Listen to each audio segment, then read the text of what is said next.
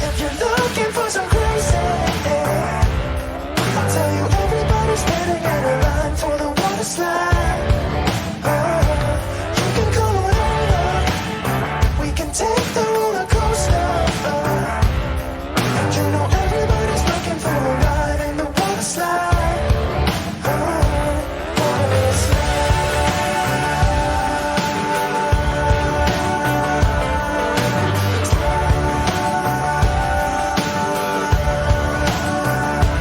Water slide. Surfing on a wave of good feelings. Well, it's just another Friday in paradise.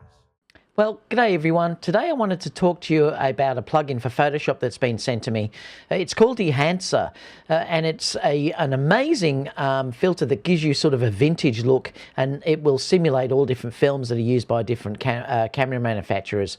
And I love that because I've found, particularly as I used to shoot film when I went to digital, I wasn't a big fan of the clean look that the digital type systems give you. And in fact, I've been using Exposure for many years now. It's another plugin to give me a more vintage type look.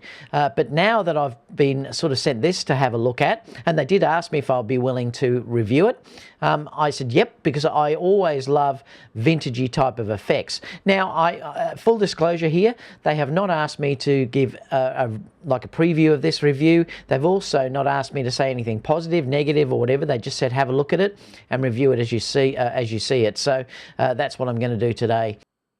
So the plugin's called Dehancer, and there is versions of this for, well, different mediums really, or different things. Like you've got a DaVinci one here. You've also got Dehancer Light. There's Dehancer Grain that you can just buy if you want to get that one. There's Dehancer Bloom if you'd just like to buy that. There's also Dehancer Breath, Dehancer Halation, and Dehancer Photo Edition. This is the one that I'm going to be showing you. It's just a plugin through Photoshop. Now it's $199 there, and it will tell you all what's in this. Now there is 62 film profiles that are available in this, and that's incredible. And it's got with print options as well. And they may add film stocks with upgrades and things like that as well. I'm not really sure, but you know, you get 2 seats with this, so you can run it on 2 computers, which is nice because often they'll only let you run it on one, so that does give you 2 seats. And I think for $199 actually it's very, very reasonably priced considering the power that this has, and I'm going to show you in the next part of this video. So what I'm going to do is I'm just going to show you one image that I've taken of a recent wedding. I only did this wedding a couple of weeks ago. And I thought I'd take you through the program and show you how it works because it really is groundbreaking. Okay, so here we are in Photoshop.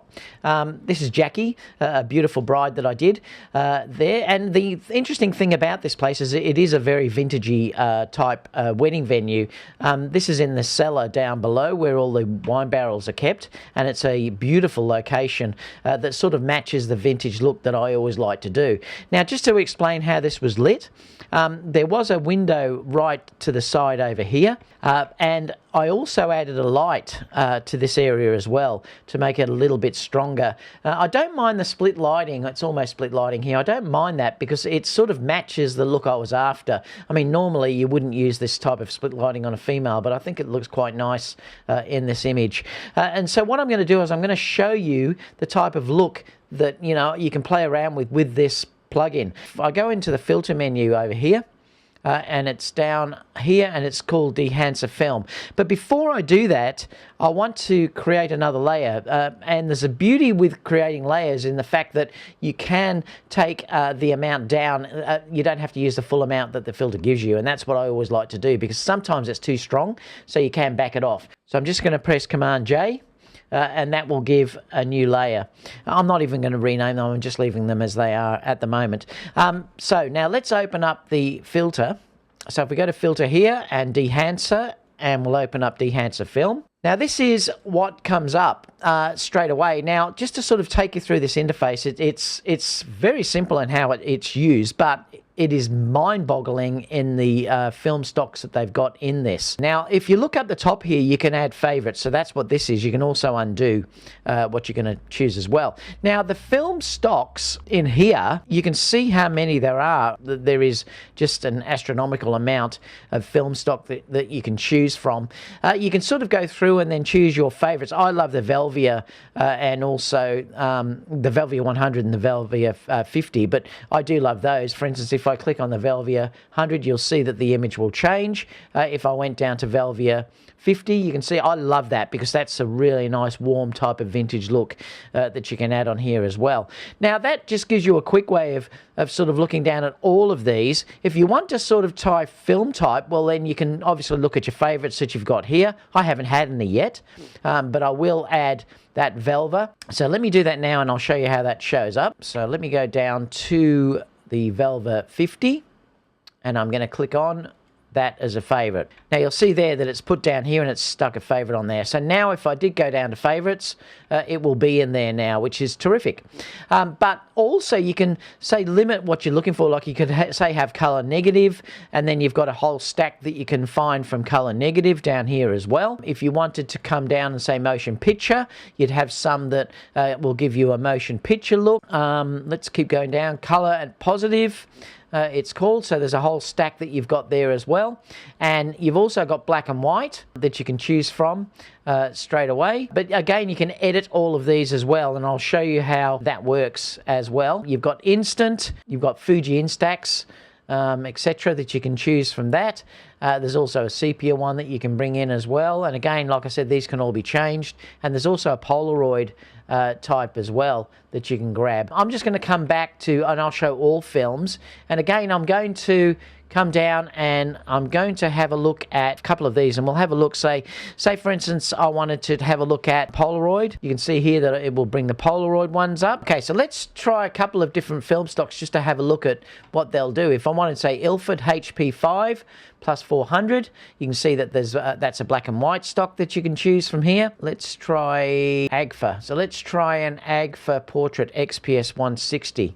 Again, you can see that that's there as well. Now you can adjust the exposure over here as well, so you can push and pull with that as well. I'm just going to take that back down to 0. I can reset it. Now I'm going to come back down to here and I'll show you what you can do with this very powerful program. Okay, so let's choose one of these stocks that I love, and then I'll take you through all of the controls that you've got with this. So I'm going to come down to this Fujichrome Velvia, and I'm going to choose that one. Now it's called the Fujichrome I think it's Velvia 50. Now again, I can come through here and use that push and pull again if I want to. I'm going to just leave that at 0 because I'm going to control it from the right hand side over here. Now the beauty of this now is I love that look because I think it's very, very warm. Now if that's too much for you, remember, because I've created this on a layer, I can reduce that back. So I don't have to use this full strength. But again, immediately it's given me a lovely vintage look. I mean, look, there's so many of these film stocks that you can choose from. You can just keep going through to find something that you like, and including black and white and things like that. But on the side here, so once you've chosen something that you like, you can then control everything on this panel on the right-hand side. Now, up the top here, it will be 1:1. If you wanted to enlarge it up, you can. So you could, say, blow this up if you wanted to go that way.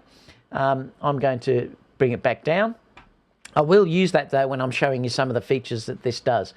Now, if you wanted then to control the color temperature, that's what this is here. So you could make it warmer. You could also make it cooler as well. And again, I can just do undo to get rid of this. You can also do your tint control as well. So you can change that completely. You can also defringe as well. So you can defringe the image at the same time from this dialog box. Now, I'm not going to change anything because I love the look that gave me right up, but you can do that if you want to. Black point, you could change if you wanted to make the image darker in the blacks, or open up the blacks, for instance, if you wanted to. And again, you can control all of the white points. You can make it much brighter in the whites or darker Depends what you'd like to do. You can also work in Luma mode as well if you want to go that way, or just work in normal mode. And again, I can just undo what this does. So you've got full control over how the color looks right from these top two dialer boxes here with your color temperature and also your exposure from your black point and white point. Now down underneath this is where it actually simulates print stock. So at the moment it's just on Kodak Endura gloss paper.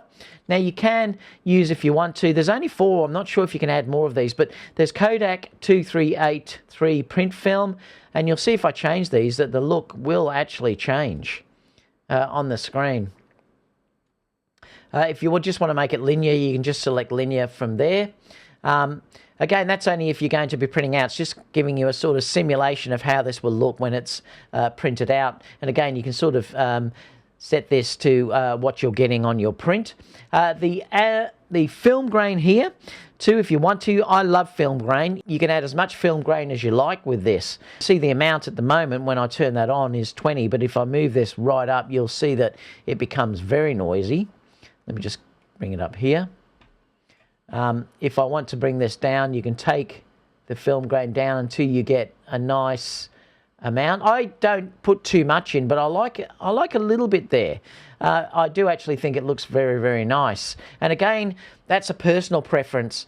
Some people just say, no, they want the image to look as clean as possible. I like, particularly these sort of images, to have a little bit of a vintagey look. And again, you can choose the resolution as well, so you can change all of this around. You can alter it just in the shadows, in the midtones, highlight, and also the color as well. So you've got so much control over what you want to do. Now, the grain on this, I think, is really beautiful. It does give a really nice look in the areas. It's a very randomy type grain that you would sort of more see on film. I really like it, actually. I think it looks really nice. So I'm going to leave it around about 15. So I just want to add a little bit of grain back in. Now, the next one down is your color head. Now, what that does is you can, let me just reduce this down, you can shift this towards yellow, your blues to yellow or your yellows to blues. And I'll show you what I mean by when I drag this up. For instance, if I come here, it will move all the yellows up to blue. And if I come back, it'll move the blues down to the yellow. You'll also get your magenta to green as well. You've got your cyan will be pushed over to the red. So you can play around with these as well to get the image to look like you want. You can also play with preserve exposure and also the impact. The halation that we've got over here as well is really interesting. Let me bring up the lights and I'll show you what I mean by the halation. So if we look here with this light, if I turn the halation off, you can see that there's no sort of that glow that's on the outside there, the halation that's showing. Now, it's really nice if you look at it on things like these lights. To show that, I'll turn this back on, and then you can play around with these controls as well. So if you wanted to, you could, you know, alter it so you'll get way more sort of diffusion coming through, global diffusion coming through, your hue you can sort of change as well. I mean, it's just so powerful in what you'd want to, if you want to get that vintagey sort of halation look that you see in you know, classical movies and things like that. The impact is just the strength. You'll see if I bring that down that you don't really notice it, but if I bring that up, it's quite strong. And again, if I bring this preview down, it's subtle, but it's there. Like, let me just take this off. And you can see that's with the halation. Now, it is showing also here as well. So if you wanted to do this, you could bring mask mode in, but I've found that you can't really paint. It just shows where the areas are being affected. But if you did this on a layer, you could then just simply paint the bright out or the objects that you didn't want to show, or go the opposite way and just reveal the areas that you wanted to show the lights on. So that's one way you could do that if you wanted to do it. But I love that look on lights. I think it's quite beautiful. You may not want it that strong, but you know, just a subtle amount is really quite nice. And I think that's a terrific thing to have on. I would take it off the bright though, if I was using that. I'm just going to undo it for the moment, and we'll come down here and have a look at the blooming. Blooming is another interesting one, because again, if I show you the lights that are up here, if we bring up the bloom, now let me turn this off and I'll show you what it does. Notice how it's all blooming in this area in here. So you're getting that really sort of, now I've pushed this right up. You don't have to, you don't have to bring it up that much, but I've gone quite hard, and you can see that if I move this up. So it gives you that blooming effect that you see in lights. And again, that is a real classical type vintage look that you can have there. Now it can say save the lights so you won't affect the lights there, or you can turn that off and see, you can see the blooming has really had an effect on the lights that you can see there too. Incredibly powerful, and again, look, you don't want to use it too much, but it's just nice if you want to get that real old vintagey type of look that is there as well. You can also add vignettes too. Again, you can change your exposure through here and it will give you a soft vignette. This image is not the best one to show for that though, but you can get nice vignettes around your image as well, and just use that instead of drawing it in on a mask or something like that if you want to go that way. It's so powerful. I mean, I have only just started to look at this program. I just can't wait now to start using it. To have all of these different film stocks that you can use. I have got nowhere near looking at what these all are yet. I'm going to have to work out what my favorites are, and then I'm going to be able to sort of just probably use those most of the time. But it's going to take me a while just to work out what my favorites are, because there's so many film stocks in this. So what do I think overall? Well, I'm really happy with it. In fact, I think it's an amazing plugin. I love these film simulation plugins, and this one particularly is very powerful and lovely to use. I love the film stocks that are in there, and I just like the look that it gives you, and I think the way you've got full control over the noise, and the noise looks beautiful. It really does look nice on the image. I'm really looking forward to using this in upcoming weddings and even portrait shoots as well. If you have any questions, leave them down below and I'll get back to you as soon as I can. Also, I'll leave the link to where you can purchase this from. Apart from that, guys, thank you so much for sending me this, Dehancer, and I'll see you all in the next video. Bye for now.